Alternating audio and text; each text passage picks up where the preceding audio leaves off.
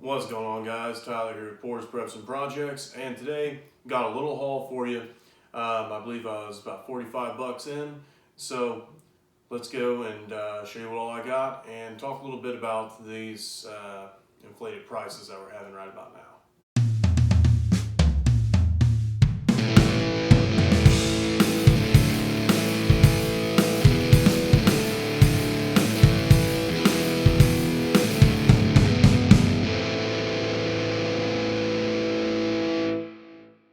So, talking about inflated prices, for one, the knockoff Spam here, which I got two of. That has went up in price. It was just under $2 and now it's $2.25 for each can. So that's something that's definitely went up. Now, the Vienna Sausages, fortunately, they're still a big 47 cents. This is all from Aldi, by the way.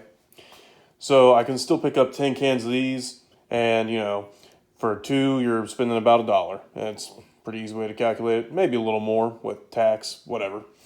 I ain't no good on math. God, I'm retarded. Okay. So, 10 servings of Vienna sausages and a few servings of the knockoff Spam. Got a lot of salt a few videos ago, and so now going ahead and just getting a couple things of black pepper when I see them on sale. So not too bad a deal, like $2.60, and about the same price on seasoning salt. Now, got a couple of those. The peanut butter, you guys know I'm a peanut butter slut, but they went up to like $3.39.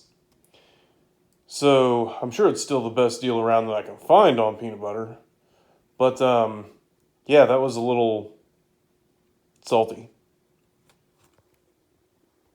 Anyhow, not liking these prices. Like, they seem small, but it's like each time it's something more, something more. Wasn't as drastic as the gas prices right now, but I mean, shit. Feeling it more than just a pump. Now, the beans here, I believe that they've not went up in price yet. It's good old pinto beans, 2-pound bag, and went ahead and got 5 of them. So right there's another $10. So it's about about $30 just in the food. Now, this right here is going to be part of another video coming up soon for preps for something in your life that you use every day. Well, hopefully that you don't have to use this every day, but will be in something that you use every day.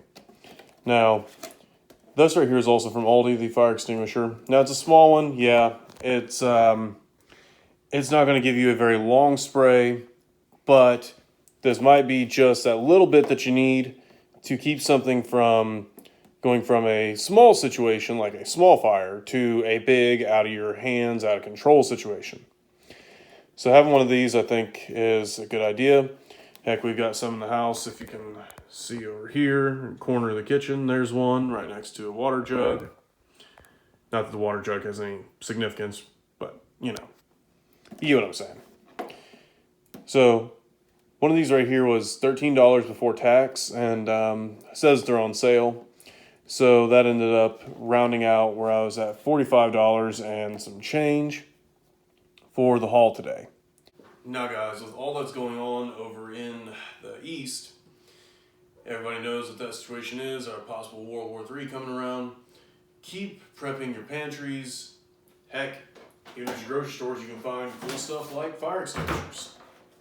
And if we do end up with a grid down scenario where communications are not up, and if you have emergency services not responding, a small fire on the stove, like a grease fire, could turn into your damn house getting burned down.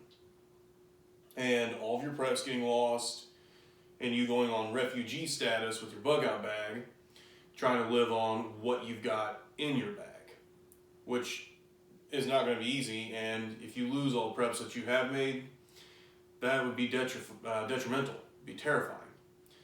Me, just looking around here, I know what I've got in my pantry, and if there was a grease fire that started right here and I didn't know any better, I was younger, or nobody had told me that, hey, you don't throw water on a grease fire, because if any of you know or have been in this situation before, what that does is that then splashes the fire up onto the wall and everywhere else. So yeah, I could just get some baking soda and, you know, throw it on there. But if it starts to get even a little out of hand, having something like this will help, which this is just pressurized baking soda inside of this little container here, and inside this fire extinguisher.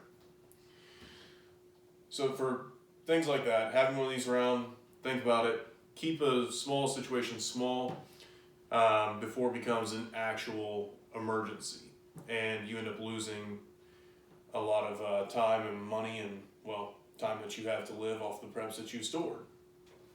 And something else I want to include here.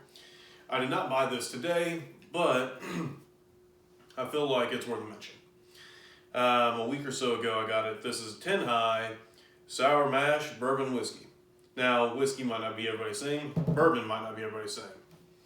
But this bottle was $13 at my local Meijer. And it's a half gallon.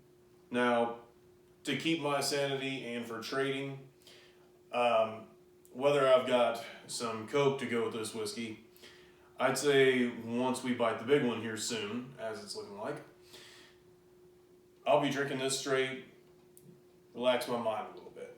Now, whatever your thing is, if it's tea, if it's, hell, I don't know, whatever, and you can get a shelf-stable version of whatever it is, go for some of the cheap stuff, because really there's not going to be too many liquor snobs or whatever snobs who are like, oh, 10 High, Meyer brand, ew, I'm not drinking that, I don't want none of that, ugh, peasant.